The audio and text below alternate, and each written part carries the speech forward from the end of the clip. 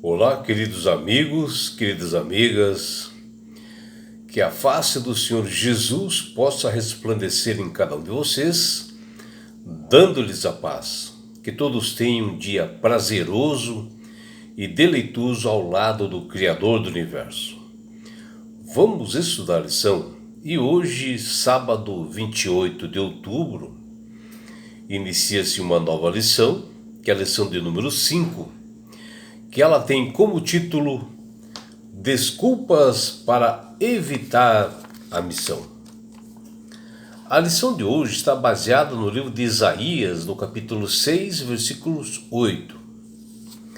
E a missão, ela nos revela o grande amor de Deus para com a humanidade, onde o Criador busca restaurar o homem caído através dela, dando-lhe assim uma nova perspectiva, uma nova oportunidade de vida, através do anúncio de boas novas.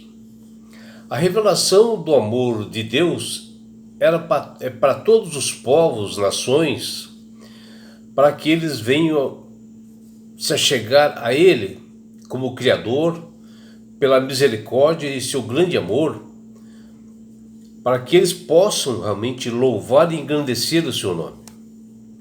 E para esta missão, Deus chamou homens e mulheres que estejam comprometidos e dispostos a ouvir e servi-lo como embaixadores para as nações, onde houver uma oportunidade, que esses o sirvam no anúncio para agregar o maior número de pessoas para o rebanho do Senhor, para que aceitem a Jesus como Salvador e Senhor. E no verso para memorizar da lição dessa semana, Deus alerta todos os cristãos da necessidade de levarem o evangelho da salvação a toda raça, nação, tribo ou língua. E não há desculpas para evitar a missão. E a lição nessa semana, o verso para memorizar através do profeta Isaías nos diz: Depois disto ouvi a voz do Senhor que dizia: A quem enviarei? E quem há de ir por nós? E eu respondi: Eis-me aqui, envia-me a mim. Está lá em Isaías capítulo 6, versículo 8. Deus necessita de missionários e ele não perguntou nesse texto se o profeta Isaías poderia ir, mas ele disse: a quem enviarei? Como se ele não tivesse ninguém. E ainda depois ele menciona: e quem há de ir por nós? Fala como tivesse assim, como não tivesse opções e para esta missão que ele queria enviar ao mundo.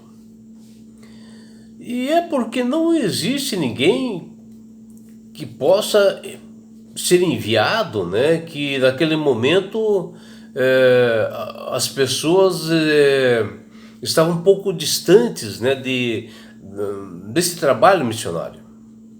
E isso significa que a missão de evangelização ela é enorme, ela é grandiosa, E quanto maior a missão, maior deve ser a capacidade entre os homens para levar o evangelho. E ao observarmos a história da missão no mundo, nós vemos que nem todas as pessoas chamadas elas foram tão submissas e responsáveis quanto o patriarca Abraão, porque os demais sempre tinham desculpas para não ir. O apóstolo Paulo, em Romanos capítulo 3, versículo 10, e ele dá a resposta, ele diz: não há um justo nenhum sequer. E isso significa que a missão exige um homem justo, comprometido com Deus e que esteja preocupado com a salvação de outras pessoas. O Senhor Deus conta com o apoio do seu povo para a proclamação da sua palavra. Nós devemos ser comprometidos com esta mensagem, porque ela é a única capaz de promover a salvação eterna. Nós temos um dever incontestável quando nós tratamos dos assuntos sobre missão, pois temos uma ordem do próprio Jesus para a sua igreja, a que nós conhecemos como a Grande Comissão. E a grande questão é que a maioria das pessoas que foram alcançadas pelo Evangelho acabam deixando de cumprir essa ordem devido a insegurança, medo e às vezes até falta de fé. Nas Sagradas Escrituras nós vemos assim muitos casos de pessoas, profetas, que tentaram fugir da presença de Deus para não participar da missão por serem insensíveis, e um deles foi o próprio Jonas, que Deus determinou para ele ir pregar uma determinada cidade chamada Nínive, que era a capital na época da Síria, onde hoje é o Iraque, e ficava ali a 900 quilômetros de Jerusalém, onde tinha que passar pelo mar Mediterrâneo. E o profeta Jonas, por achar que aqueles homens de Nínive, aquelas pessoas moradores lá daquela cidade, que eles eram muito sanguinários, violentos, cruéis, o profeta Jonas achava que eles não mereciam salvação e recusou a proclamar o evangelho para eles, fugindo das determinações de Deus. E ele foi para uma direção totalmente oposta, que Deus havia determinado. E ele foi para Jope, e navegando assim para Tarsis, que fica ao sul da Espanha. Ou seja, ele foi uma distância de 3.218 quilômetros, que ele teria levado pelo menos um mês, fugindo da responsabilidade que Deus havia dado para ele. E tudo para não ter que enfrentar o famoso rei da Síria, sendo que nesse mês que ele ficou fugindo, ele poderia estar pregando aos ninivitas. E aí vem a pergunta: mas por que um profeta de Deus, como o caso de Jonas, toma uma atitude destas? Bom, talvez pela insensibilidade, medo, falta de fé, egoísmo, ou talvez também não entendia de misericórdia divina. Bom, a Bíblia ela não menciona o motivo exato de Jonas ter feito realmente fugido da responsabilidade de levar o evangelho para Nínive. Mas uma coisa nós sabemos, que Abraão ele agiu diferente quando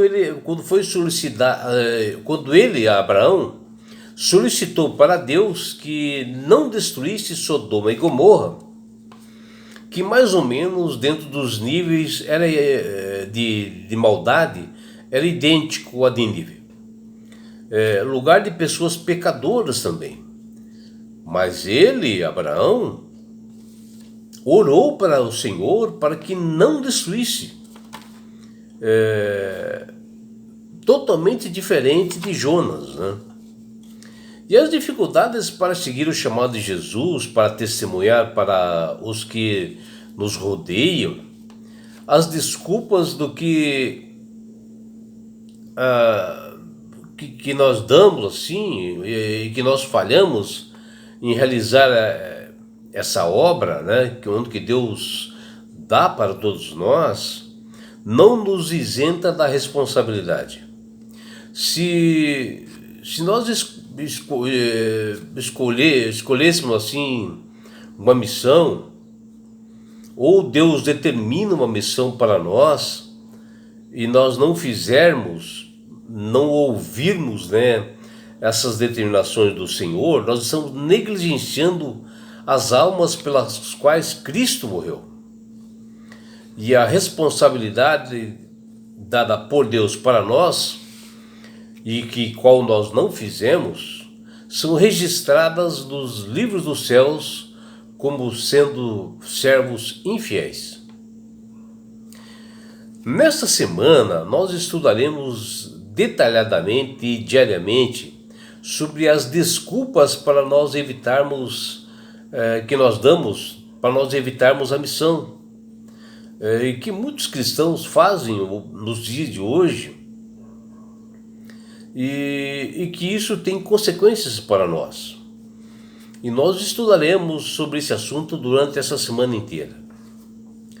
E veremos também, durante esses estudos, o relacionamento que, no caso de Jonas, que a Assíria, qual é o relacionamento que ela tinha, né, com Israel, e como isso impactou, né, na decisão do profeta Jonas em não pregar para os ninivitas, aquela cidade pecadora. E ele acabou fugindo para Tarsis, do outro lado do Mediterrâneo. Nós vamos ver detalhadamente por que Jonas fez isso.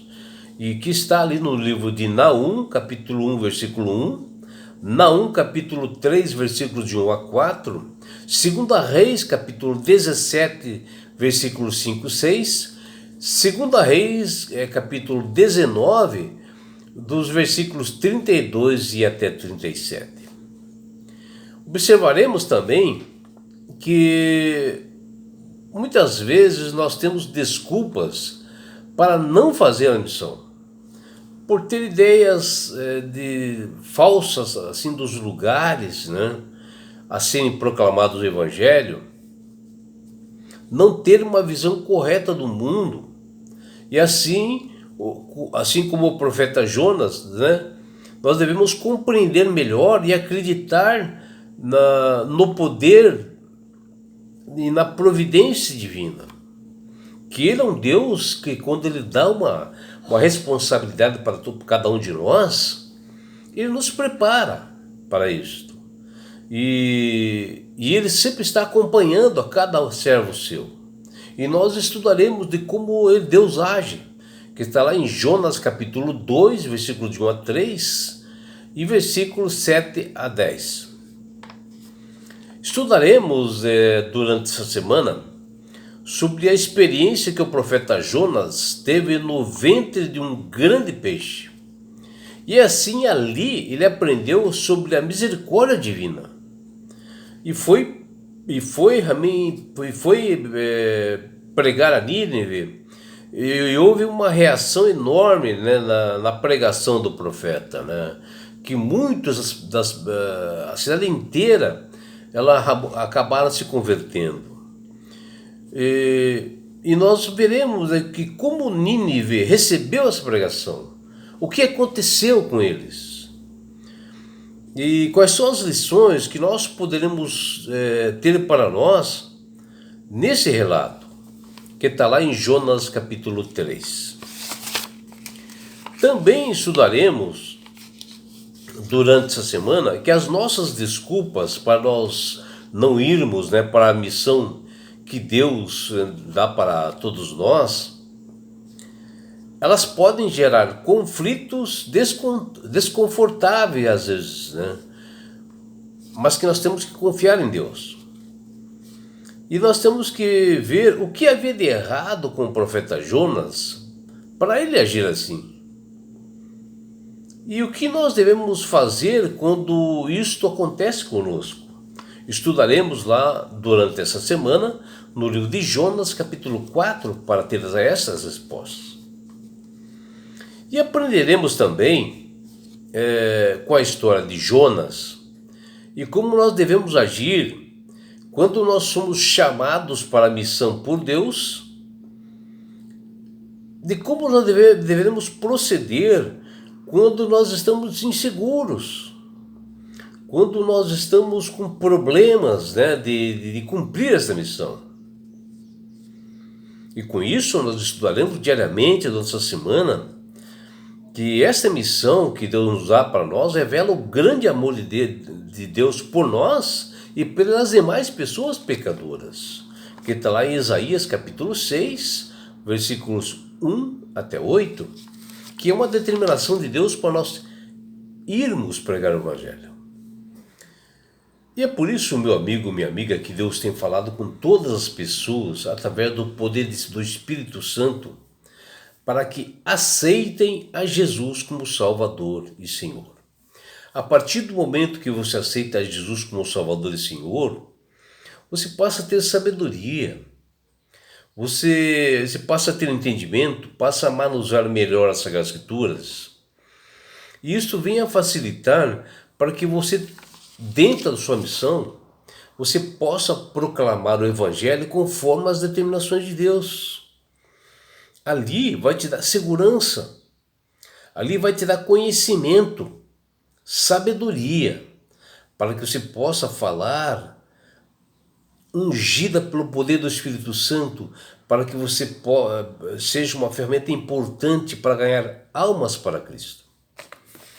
E não é só isso, meu amigo, minha amiga. Quando você aceita Jesus como Salvador e Senhor, você ganha esse presente de Deus que chama-se salvação. E com isto, Jesus vai levar-te para as mansões celestiais. Um lugar onde não haverá mais morte, não haverá mais dor e sofrimento. Lá estará a grande bodas do Cordeiro. E essas pessoas que você proclamou o Evangelho e que ela aceitou a Jesus como Salvador e Senhor, elas estarão lá. E você receberá de Deus esse galardão.